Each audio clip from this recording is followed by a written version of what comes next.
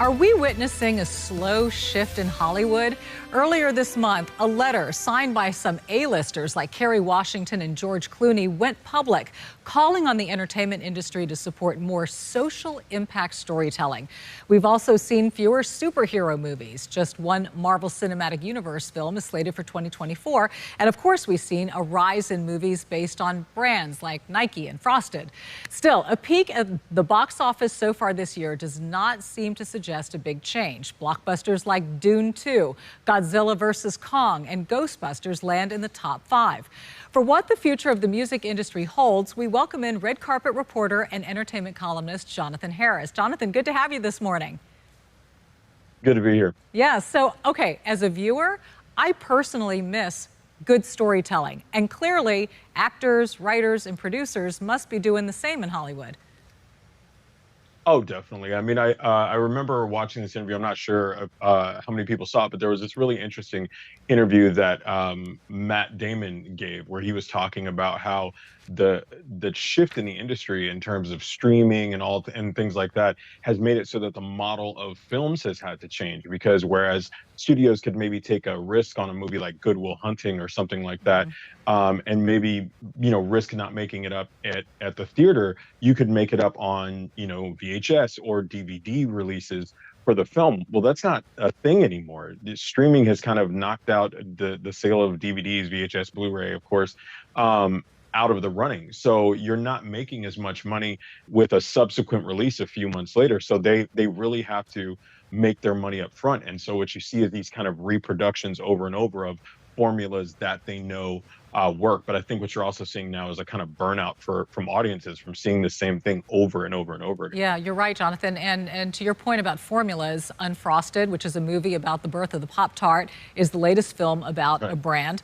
Blackberry, Air, the Beanie Bubble, these are others that have come out recently. So are we going to see more movies about brands? And what's making that so appealing? Is it just kind of where we are as a culture and society that everything's about a brand these days?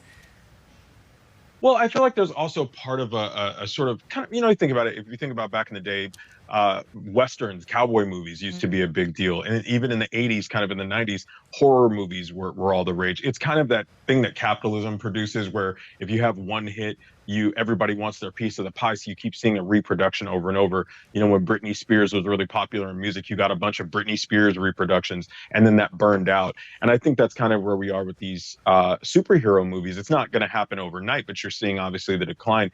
And I think brands are familiar. I think there's something that we all grew up with, like you see your kid eating a Pop-Tart, you had a Pop-Tart, so it's going to be something there's a little bit of familiarity there, and it's different. I think one of my favorite movies, I think a sequel is coming out, if not this year, it's next year, is Sonic. And Sonic is a brand that, like, I grew up Sonic the Hedgehog. I grew up on Sonic. I love him. And then, kids now are growing up on Sonic. You saw the Mario movie also. So I think it's just that kind of generational familiarity, and it multiple generations can see themselves in it. And it's safe. It's a safe brand to invest in. Yeah, Jonathan, you mentioned just a little earlier superhero movies. Let's talk about the Marvel Cinematic Universe. It dominated at the box office in the last decade or so, but viewers, it seems, are losing steam in this arena too. And just one movie is coming out this year. Do you think that's going to be Marvel's plan moving forward, is to sort of reduce this superhero fatigue that's out there?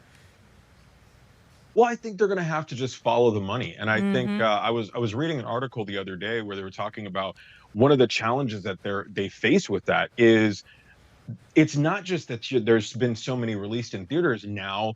Streaming options on Disney Plus, all these streaming options. There's not now TV shows that follow the Marvel Cinematic Universe and all these superhero movies. So it's not just the going to the theater to see it. You can now watch these movies over and over. You can watch the TV shows over and over again, and they're split across all these different streaming services. And I think it's just something that people are a little bit kind of worn out on. And I think kind of like in the early 2000s when they started making like Scary Movie, which mocked all the horror movies that came out. I think you're kind of getting to that place where these superhero movies are kind of reaching a point where people are almost going to start mocking them because they've been around so long and they're so formulaic. They all follow the same, almost like a rom-com. You know, Yes. they follow the same formula. You almost know what's going to happen before you go see the movie. Yeah, you can write the script yourself, which is really sad. Exactly. You know, we have higher hopes. Entertainment columnist Indeed. Jonathan Harris, thanks so much. Hopefully some good movies on the horizon this year. We appreciate you.